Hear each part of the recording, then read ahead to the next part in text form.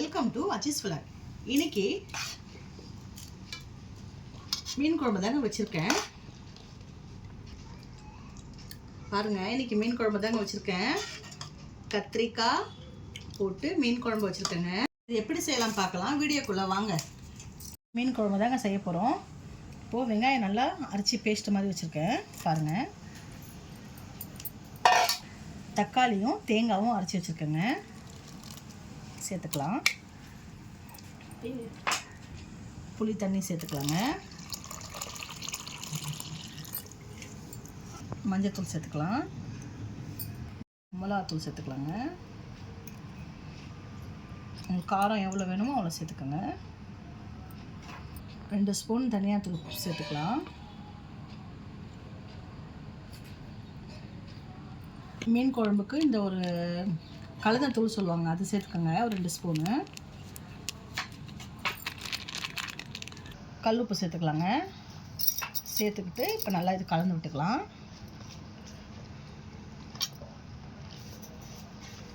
பச்சை மிளகாவும் சேர்த்துக்கலாங்க. கொத்தமல்லி சேர்த்துக்கலாம். தாளிப்பு கொடுத்துக்கலாங்க. மீன் குழம்புக்கு எண்ணெய் ஊற்றிக்கலாம். கடவுள் பருப்பு போட்டுக்கலாங்க. வெந்தயம் கொஞ்சம் போட்டுக்கலாங்க. கருவேப்பிலையுமே ஒரே ஒரு வெங்காயம் சும்மா கொஞ்சமாக ஒரு இஞ்சி கொண்டு போட்டுக்கோங்க. எண்ணெயிலையும் நல்லா வதக்கிக்கோங்க. தக்காளி கொஞ்சம் கட் பண்ணி வச்சுக்கிறேங்க, அதுவும் போட்டுக்கலாம்.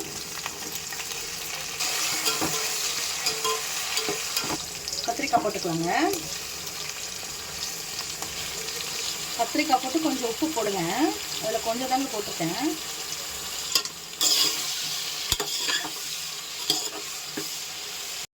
நிமிஷம் நல்லா வதங்கிடுச்சு கத்திரிக்காய். இப்போ நம்ம இது சேர்த்துக்கலாங்க.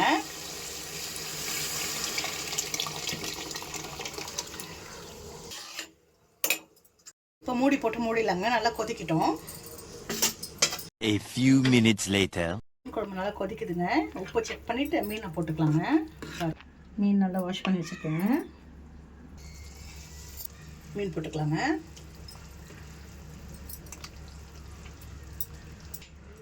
மீன் போட்டு ரொம்ப கலராதீங்க, சும்மா அப்படி அவ்வளோதாங்க. மூடி போட்டு மூடிடலாம். கொதிக்கிட்டோம், நல்லா மீன் வேகட்டும். முடிஞ்சிச்சு. இப்போ சாப்பிட்லாம் வாங்க. சுட சுட சாதத்துக்கு மீன் குழம்பு தாங்க வச்சுருக்கேன்.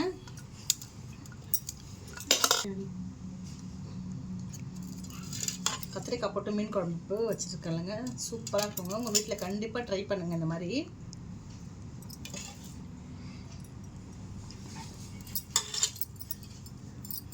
முருங்காவும் எறா போட்டு தொக்கு செஞ்சுருக்கேங்க. கண்டிப்பாக உங்கள் வீட்டில் ட்ரை பண்ணுங்கள். பாய்ங்க.